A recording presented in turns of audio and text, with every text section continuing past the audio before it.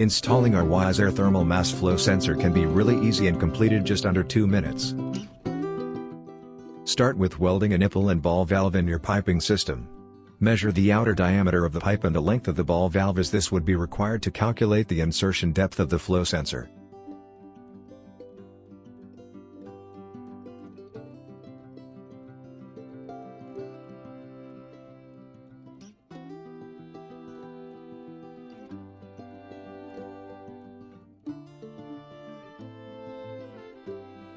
Keep the ball valve closed and install the flow sensor and ensure the check nut is fully tightened.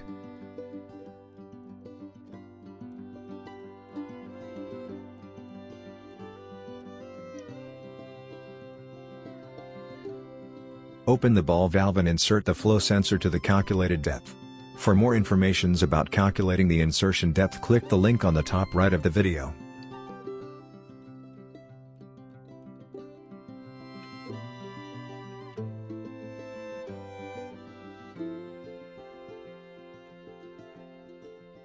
Make sure that the flow sensor is positioned correctly in the direction of flow.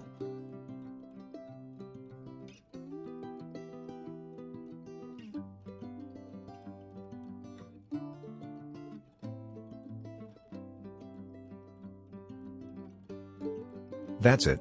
Your flow meter is now ready to measure. Start enjoying your energy and cost savings. If you like this video, give us a thumbs up. Subscribe to our channel and press the notification bell to keep receiving tips on compressed air measurement.